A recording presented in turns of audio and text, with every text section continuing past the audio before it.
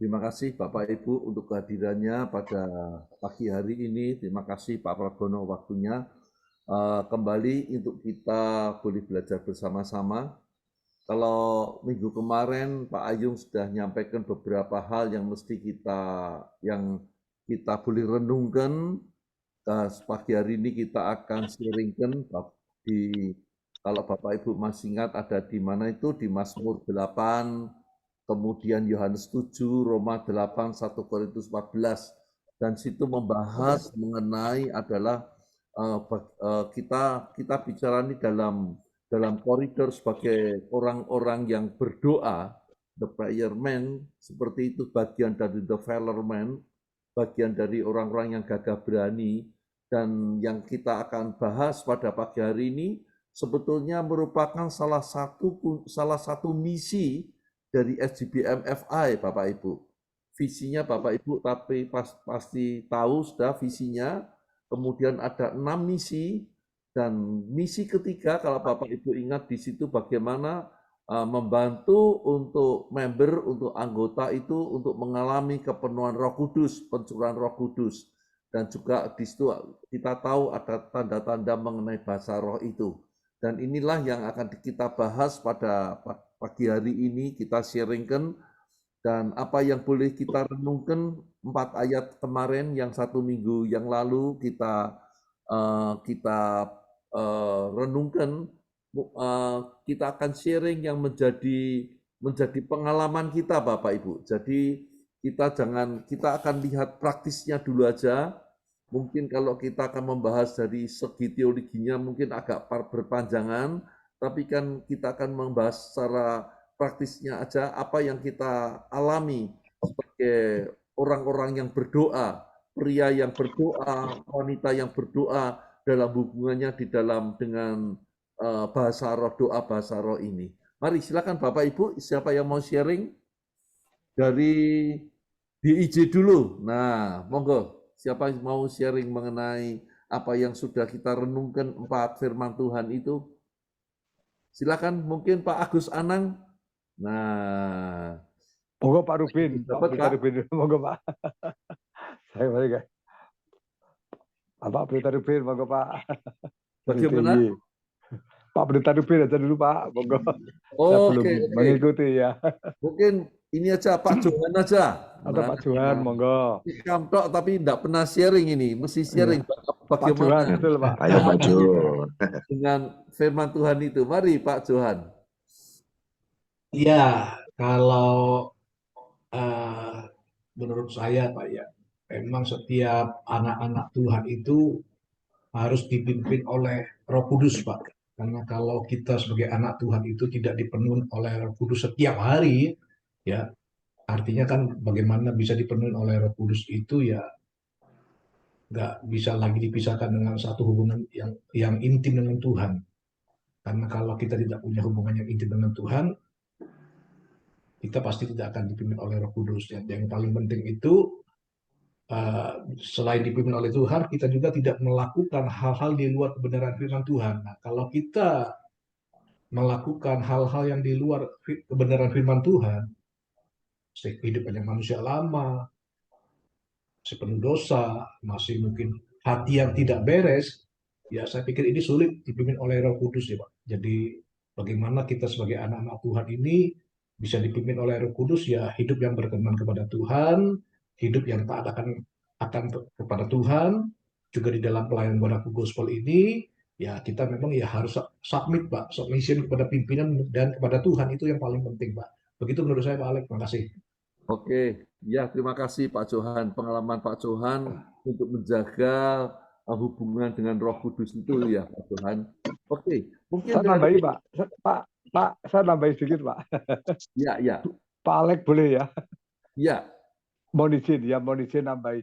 Ya memang benar, jadi kita harus selalu taat terhadap pimpinan Roh Kudus yang sudah ada dalam roh kita ini. Amin. Sehingga kehidupan kita akan terlihat kita ini mentaati Roh Kudus atau tidak adalah bila kehidupan kita berbuah roh. 9 buah roh itu harus bisa dirasakan ya oleh keluarga kita, oleh teman-teman kita, oleh siapapun, juga di dalam member di dalam lingkungan Full Gospel. Buah-buah roh itu harus bisa dirasakan. Itu kalau kita benar-benar taat terhadap pimpinan Roh Kudus. 9 buah Roh Kudus, kasih, sukacita, damai sejahtera, kesabaran, kebaikan, ya, kesetiaan, kelemah lembutan, dan penguasaan diri, itu harus bisa betul-betul bisa dilihat, dirasakan oleh saudara-saudara kita, teman-teman kita, dimanapun kita berada. Demikian Pak, terima kasih, Ya, Tuhan berkati. terima kasih. Ini Pak Agus Anang menceritakan bagaimana kita mengatakan bagaimana kita setiap orang percaya itu kita menerima roh Allah dalam diri kita itu. Ingat seperti yang kita renungkan di Yohanes 7 itu, Tuhan Yesus mengatakan barang siapa percaya kepadaku, seperti yang dikatakan oleh kitab suci, dari dalam hatinya akan mengalir aliran-aliran air hidup, buah-buah roh itu. Terima kasih Pak Agus Anang untuk sharingnya. Mungkin Pak Johan atau Pak Agus Anang ada sharing yang secara pengalaman hidup bagaimana pada waktu bergantung kepada Roh Kudus itu dalam suatu situasi tertentu kita bisa merasakan aliran Roh Kudus itu. Ada pengalaman Pak Johan, Pak Agus Anang? Ya, terima kasih. Ya, ketika kami menghadapi salah satu contoh menghadapi masalah di dalam suatu kelompok, ya, kami salah satu kelompok saja yang kami layani, kami ikuti di grup senam lansia di lingkungan tempat tinggal kami. Kebetulan kami diutus oleh Tuhan sebagai ketua koordinator grup lansia, senam lansia. Dan satu-satunya yang beriman Kristen hanya saya, Pak. Lainnya saudara kita, ya, ada yang 2 Katolik, yang lainnya saudara Muslim. Ya, ketika kami menghadapi melayani berbagai karakter, disitulah Roh Kudus memimpin supaya kita harus sabar, ya, supaya kita harus tetap lemah lembut menghadapi berbagai karakter yang cukup banyak. Nah, inilah kami merasa Roh Kudus menuntun, oh, kamu harus sabar, kamu harus lemah lembut, kamu harus menguasai diri, tidak boleh mudah terpancing dengan situasi yang tidak mengenakan, dan mengingatkan kamu harus menjadi pelaku kasih untuk kemuliaan Tuhan. Demikian, Ya, Pak Alex, terima kasih. Oke, Bapak Ibu, kita menuju ke mana ini, ke Jateng 3. Monggo Jateng 3 bisa sharing untuk bagaimana peran Roh Kudus dalam hidup kita dan sehubungan dengan boleh sharing bagaimana seperti yang di misi, kenapa ini penting di misi Full Gospel itu ada misi menolong untuk member, untuk mereka mengalami pencurahan Roh Kudus untuk di dalam hidup mereka begitu. Apa kita itu belum penuh Roh Kudus kita ini, kok perlu dibantu kepenuhan Roh Kudus seperti itu. Nah, mari mungkin dari mana, dari Jateng 3 ada yang akan sharing. Mari silakan. Oh iya, Mbak Sugarti. Mari, Bu. Puji Tuhan ya Pak. Saya kemarin kan tanya Pak Ayung tentang doa dalam roh. Sebab kan ada pendeta besar sinis tentang bahasa roh. Tapi kemarin Pak Ayung udah membagikan ayat-ayat kunci, mengatakan 1 Korintus 14 ayat 4 ya. Langsung saya tahu bahwa Pak Ayung sepaham dengan saya, bahasa roh artinya karunia lidah ya. Intinya siapa yang berkata-kata dalam bahasa roh, ia membangun dirinya sendiri. Nah, mari Bapak Ibu ya, kalau kita udah dapat bahasa roh, kita sering pergunakan. Karena saya dibesarkan Tuhan di lahan karismatik ya, itu salah satu kunci doa peperangan yaitu bahasa roh, dan udah sejak saya sekolah kira-kira 40 tahun ini saya lebih banyak berdoa dalam bahasa roh daripada bahasa Indonesia ya, karena ketika saya membaca firman Tuhan, seperti ayat 1 Korintus 14 ayat 4a, siapa yang berkata-kata dalam bahasa roh, ia membangun diri sendiri. Jadi bukan untuk pamer ya. Bahasa roh ini tanda seorang percaya. Jadi kalau kita belum dapat bahasa roh, minta saudara. Apalagi ini mau Pantekosta ya, semua gereja secara 10 hari itu meminta kepenuhan Roh Kudus. Tapi sebenarnya hari-hari biasa kita bisa minta bahasa roh ini karena di kitab Markus 16 ayat 7 dikatakan bahwa tanda-tanda ini akan menyertai orang yang percaya, itu yang mengusir setan-setan dan lain-lain, dan Tuhan akan memberikan bahasa baru. Nah, kenapa saya banyak menggunakan ini, karena ketika saya mempelajari firman Tuhan, 1 Korintus 14 ini ada kata-kata Paulus yang mengatakan, aku Paulus lebih banyak berdoa di dalam roh daripada kalian semua. Nah, ayat ini kayak menyolok sekali dalam hidup saya, maka saya pergunakan senantiasa. Dan ketika saya gunakan bukan untuk pamer ya, untuk kepentingan sendiri ya. Tuhan kasih hikmat, marifat, kepekaan, sehingga saya lebih kuat, Bapak Ibu.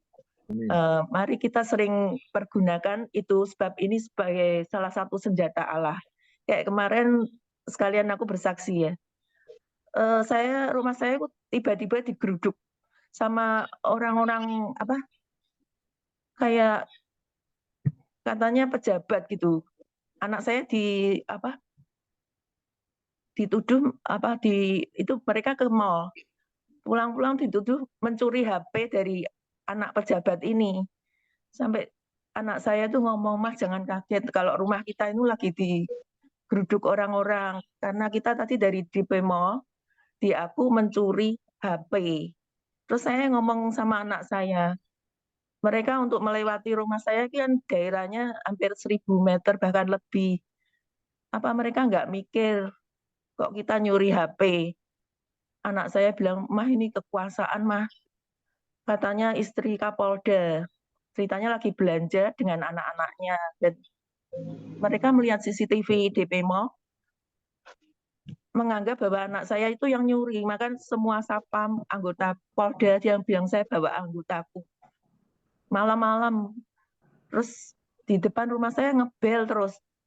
Terus bingung kita, terus terang.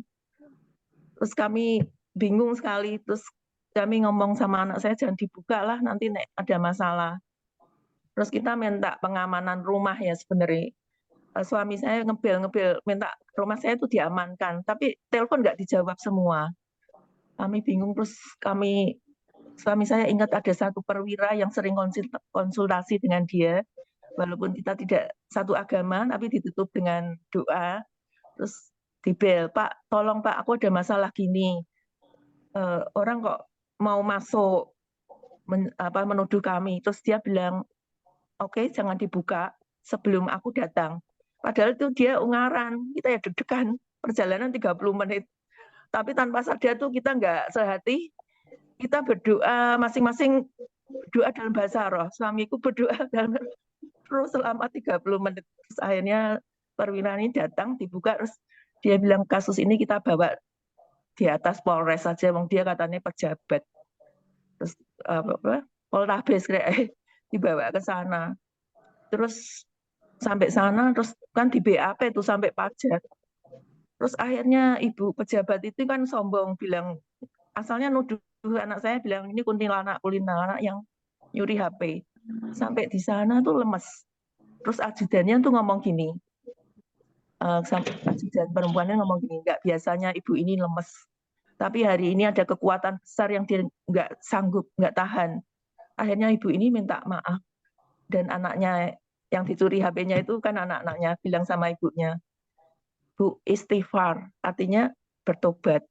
Jadi ya puji Tuhan lah, saya pikir nih kebesaran Tuhan ya, Tuhan mengalahkan segala roh-roh jahat. Amin, saudara-saudara. Terima kasih, Bu. Terima kasih. Nah, itu maksud itulah pengalaman dari kita masing-masing bagaimana suatu puasa dalam doa, dalam bahasa roh itu, saudara. Memang kita tahu banyak yang nyinyir mengenai apa ini bahasa roh itu, kita tahu, tapi kita nggak usah pedulikan itu, tapi bagaimana pengalaman pribadi kita dengan Tuhan. Itulah tadi yang Ibu Sugiyarti sampaikan itu sungguh luar biasa. Bagaimana puasa bahasa roh itu kadang kita nggak ngerti yang kita ucapkan, tapi di situ ada suatu kuasa. Mari Bapak Ibu yang mau sampaikan lagi sehingga kita semakin diteguhkan, sehingga kita semakin mengerti kenapa itu menjadi salah satu misi dari kegerakan FGBMFI seperti itu. Mari silakan Bapak Ibu. Jangan sungkan loh.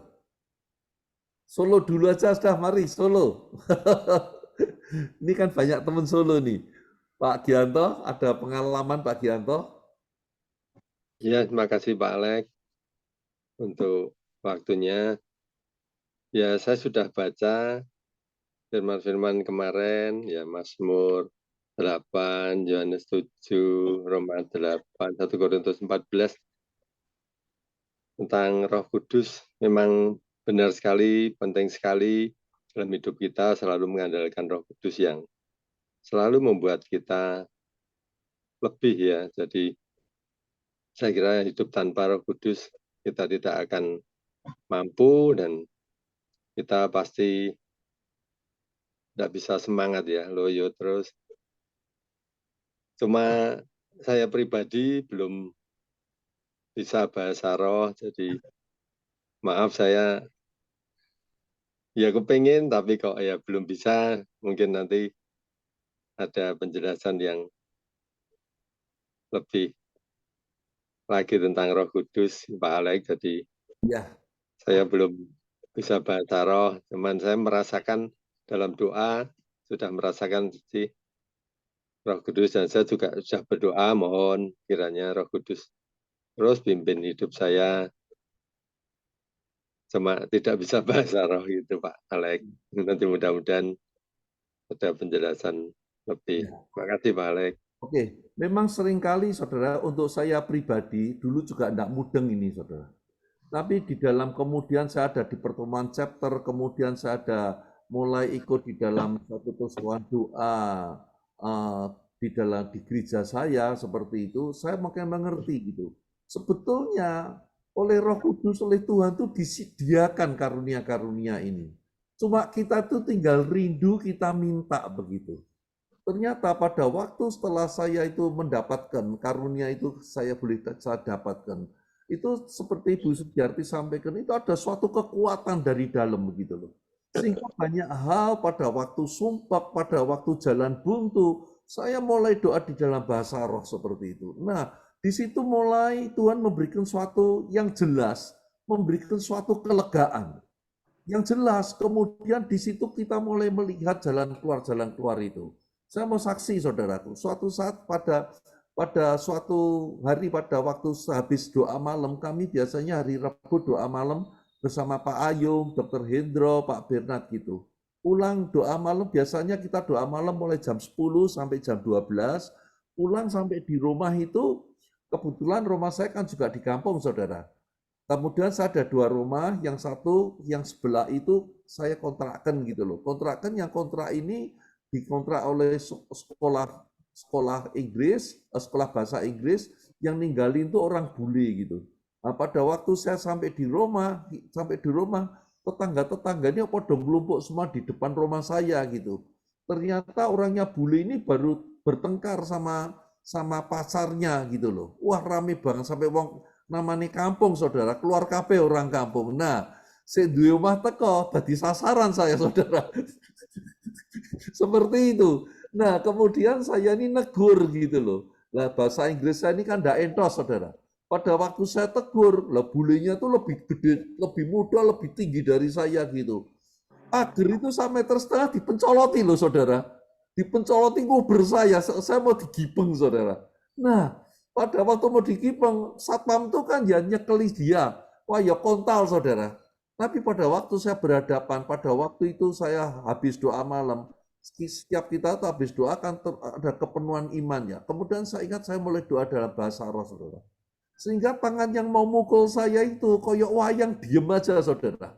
Nggak bisa bergerak dia. Lalu saya rangkul beliaunya, saya katakan, Jesus love you. Tuhan Yesus mengasihimu. Saya cuma katakan satu hal itu. Saya doa dalam bahasa roh, saya rangkul dia. Lalu dia itu nurut banget loh saudara. Tak tuntun, tak balik ke rumah tuh menengai nurut banget ke dalam rumah. Nah itu saudara, yang mau saya sampaikan, saya percaya yang tadi Bu Sugiyati sampaikan. Ada suatu dalam doa bahasa roh itu, kita terhubung dengan Tuhan. Kadang kita nggak ngerti yang kita mau sampaikan itu apa. Nggak ngerti yang kita omongkan itu. Tapi roh kita ini yang berhubung sama Tuhan. Itulah suatu pengalaman praktis saudaraku. Nah mari kita sharingkan hal ini. Kalau nggak tahu nanti tanya Pak Ayung seperti itu. Memang kita tahu tadi Bu Sugiyarti sampaikan ada banyak apa itu hamba Tuhan yang nyinyir dalam hal ini seperti itu, nggak percaya, mengada-ngada katanya. Tapi yang mau saya sampaikan pengalaman pribadi karena kita SGBMFI full gospel artinya injilis penuh. Kita percaya dari kejadian sampai wahyu. Kita percaya mujizat-mujizat Tuhan yang disampaikan di dalam Alkitab itu, dan hendaknya itu kita alami dalam hidup setiap kita. Mari Bapak Ibu, bisa sharing lagi Bapak Ibu. Maaf Pak Alex, saya tertarik tadi Pak Gianto. Mohon maaf sekali Pak, mohon izin Pak. Pak Alex ya. Ya. Mohon maaf, saya juga seperti Pak Gianto, belum bisa bahasa roh. Beberapa tahun yang lalu, saya pernah menyampaikan kepada gembala sidang saya, Bapak Pendeta Ishak Sugianto, yang sudah almarhum. Saya sampaikan hal itu seperti Pak Gianto. Jawaban dari Pak Pendeta Ishak Sugianto seperti ini. Pak Agus, kalau Bapak memang belum bisa bahasa roh, yang penting adalah hidup Bapak, buah-buah roh itu ada dalam kehidupan Pak Agus. Berdoalah terus untuk minta karunia bahasa roh, tetapi jangan gelisah. Kalau memang belum bisa bahasa roh, berdoa terus. Tapi jangan gelisah menjadi beban. Wah kok saya belum bisa. Yang penting kehidupan Bapak membuahkan buah-buah roh. 9 buah roh itu terwujud dalam kehidupan Bapak. Itulah penjelasan dari Bapak Pendeta Ishak Sugianto, gembala sidang saya yang sudah almarhum, yang saya ingat terus. Berdoalah terus, tetapi kalaupun belum, yang penting hidup Bapak berbuah buah-buah roh. Terima kasih Pak Alex. Nah, luar biasa karena ini namanya karunia. Karunia itu belum tentu dikei gitu loh. Tetapi kita bisa minta karena itu diberi Tuhan. Nah, oke, mari Pak Ayung, ini sudah jam 6 ini, eman-eman waktu ini. Mari Pak Ayung. Nggak apa-apa, justru saya paling seneng ya itu Pak Alex yang kayak begini nih, interaktif. Oke, ya, saya jelaskan singkat. Coba perhatikan nanti ya, dibaca 4 Injil. Yesus itu selama 3,5 tahun pelayanan sebelum dia naik ke surga, sebelum dia menyerahkan nyawanya disalib, itu murid-murid ikut, murid-murid itu tidak ada keberanian sama sekali. Roh Kudus ada. Jadi beda kepenuhan Roh Kudus dengan Roh Kudus tinggal, ada. Ya, atau Roh Kudus ada pada di setiap orang percaya. Sebab kalau seseorang ini tandanya orang Roh Kudus ada, yaitu dia mengucapkan bahwa Yesus itu anak Allah, Yesus Tuhan. Kalau tidak ada Roh Kudus, tidak mungkin orang mengucapkan Yesus adalah Tuhan. Nah, tetapi murid-murid itu coba perhatikan ya, 12 murid itu yang satu kepleset ya. Nah, nggak berani nginjil, nggak ada keberanian ngadepin imam-imam, nggak ada beranian untuk ngadepin orang-orang Saduki, Farisi, ya. Tapi waktu Pentakosta pencurahan, Roh Kudus itu melawat murid-murid, termasuk murid-murid yang 100 orang itu, ya generasi setelah itu, apa yang terjadi, Bapak Ibu, ya teman-teman sekalian? Yang terjadi itu murid-murid itu luar biasa ada keberanian, rohnya itu meledak-ledak. Mereka langsung datang ke kota-kota, ke Dekapolis, 10 kota itu ya, sampai Injil itu diberitakan sampai ke daratan Eropa. Terus, nah setelah apa? Makanya Yesus bilang apa? Waktu itu murid-murid kayaknya kecelek, kayaknya mereka getun, mereka ini agak ketakutan. Lu Tuhan ya apa kami ditinggal? Ya karena bergantung terus sama Yesus, nah, sama gurunya ini. Tapi Yesus bilang apa? Lu jangan khawatir. Lebih baik aku pergi. Kalau enggak, aku enggak ngutus Roh Kudusnya. Nah, karena itu kekristenan itu bukan agamawi. Kekristenan itu adalah kita ini berjalan bersama dengan Holy Spirit, dengan Roh Allah, Roh Kristus, Roh Yesus. Nah, Roh itu yang membangkitkan kita keberanian untuk saksi sama orang. Itu meledak-ledak kalau orang kepenuhan Roh. Bicaranya juga tegas, berani, saudara. Kenapa? Itu karunia yang Tuhan berikan. Nah, sayang sekali banyak gereja-gereja itu disembunyikan. Bahkan ada Paulus itu ngomong begini, jangan ada satu orang pun melarang pengikut Kristus itu berbicara bahasa roh. Nah, sekarang saya menjawab Pak Anang, ya, sama tadi Pak Gianto. Coba bacaan Pak, tolong Pak Alek baca di Yohanes 7 ayat 37-38. Ya, coba ya, perhatikan ini.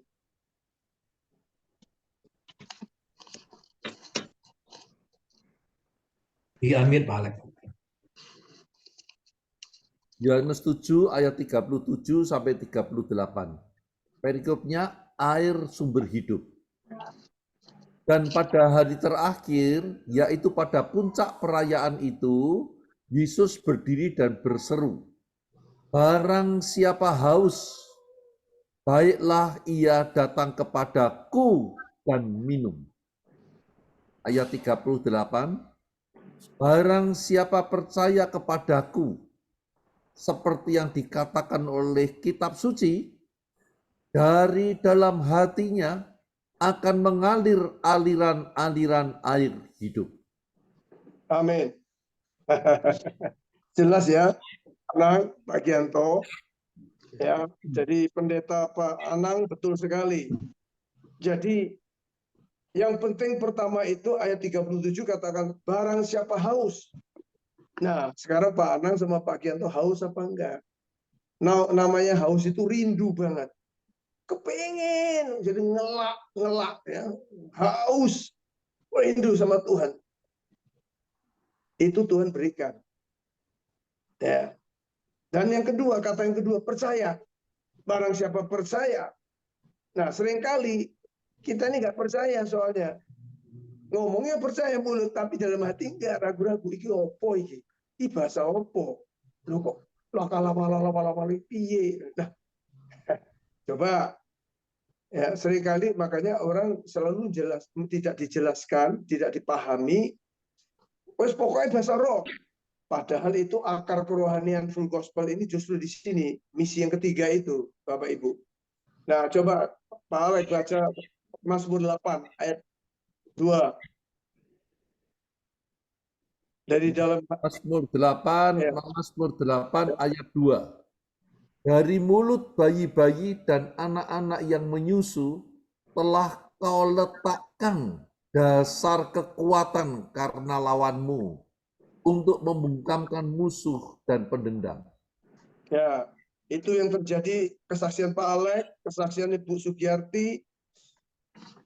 Dari mulut bayi-bayi. Sekarang saya tanya Pak Gianto sama Pak Ana dan kita semua teman-teman.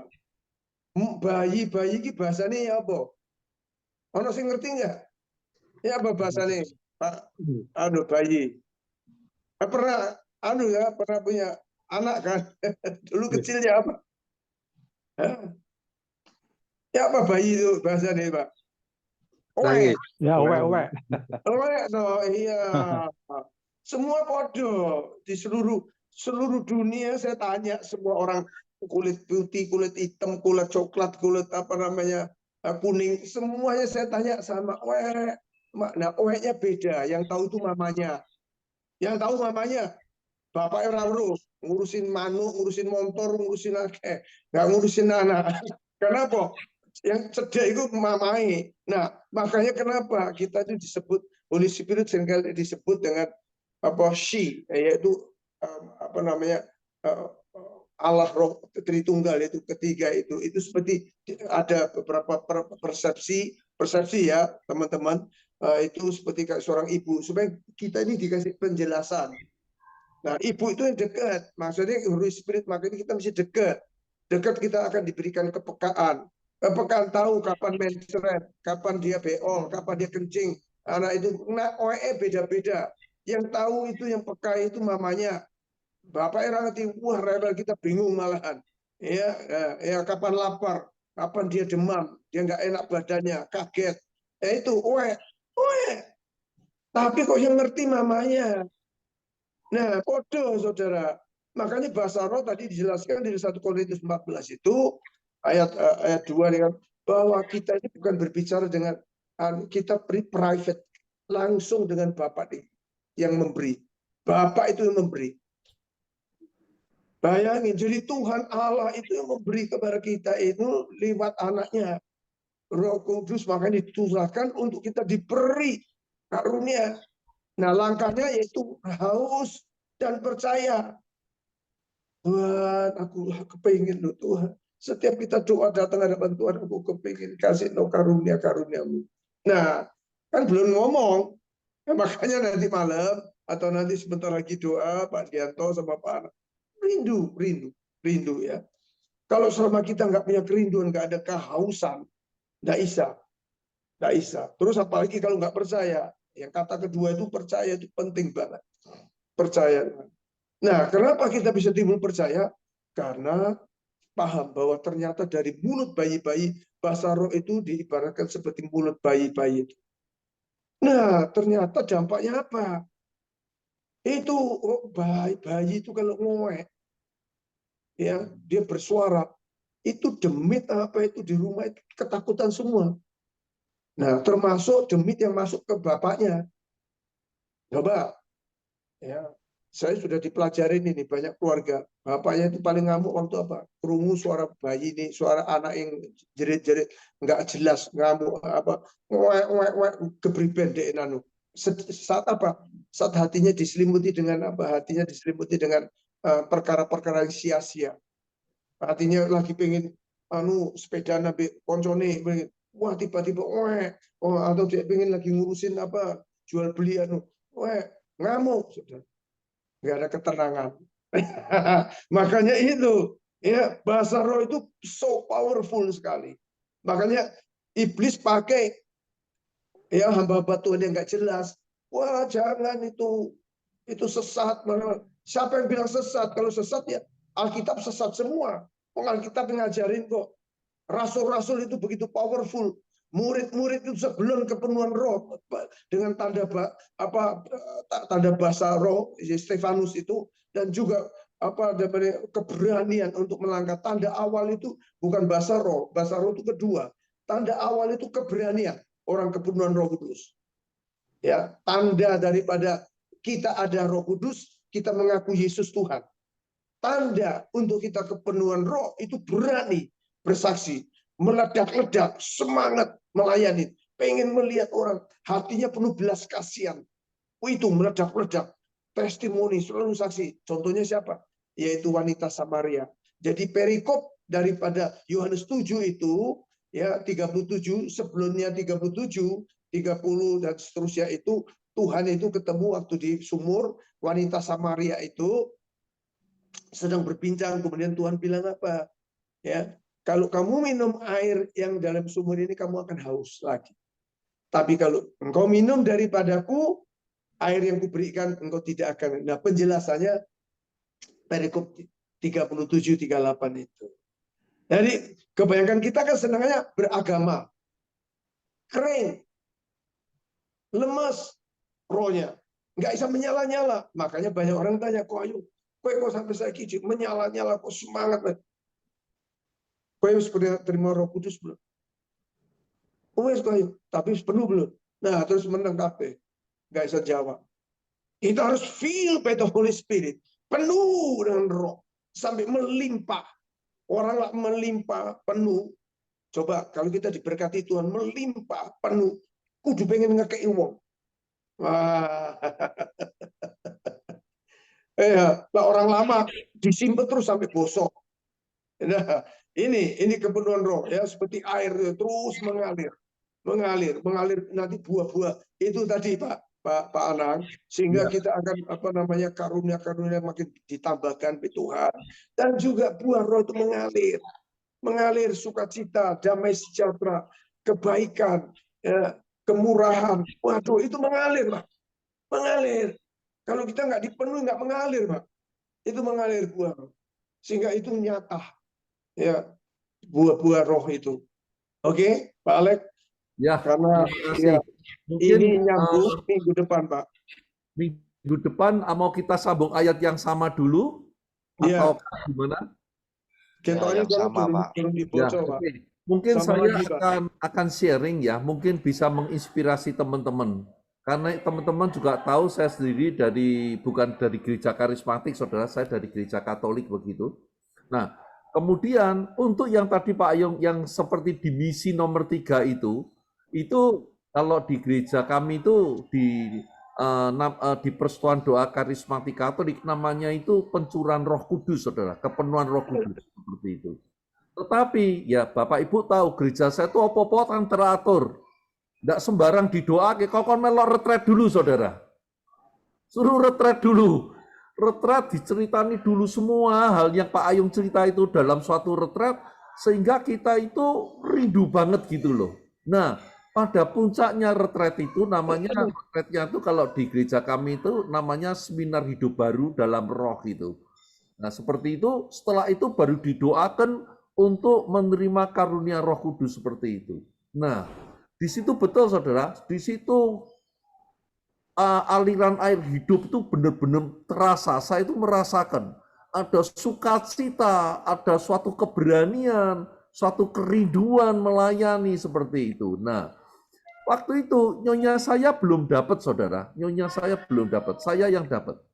Tapi pada waktu berapa lama kemudian pada waktu kami doa malam bersama, tahu-tahu pada waktu kami doa bersama, dia lalu Tuhan kasih karunia itu gitu loh. Moro-moro pada waktu doa malam gandengan itu dilawat oleh Tuhan, doa dalam bahasa roh, saudara. Nah, sebetulnya apa yang mau saya sampaikan? Mungkin bisa menginspirasi Bapak Ibu. Betul, ini karunia yang kita minta, Bapak Ibu. Mungkin belum dikasih, tetapi buah-buah roh itu harus ada seperti itu. Tetapi yang mau saya sampaikan, rindu minta sama Tuhan. Percayakan semua, sehingga kita bisa mengerti betul, karena disinilah kepenuhan roh ini membuat kita itu, roh kita itu menyala-nyala untuk melayani Tuhan, menyaksikan kasih Tuhan seperti itu. Dan juga kalau kita memperoleh bahasa itu, saudara, itu seperti yang Bu Sugiyarti sampaikan, yang saya sampaikan. Ada suatu defense untuk kita. Pada waktu kita sumpek, kita tuh masalah. Kita itu doa dalam bahasa, dalam hati, doa terus dalam bahasa roh dimanapun kita berada. Itu ada kekuatan kita. Itu yang boleh saya sampaikan. Oke, Bapak Ibu, ini kita sambung minggu depan karena ini menurut saya ini sangat penting banget. Kita akan berbagi.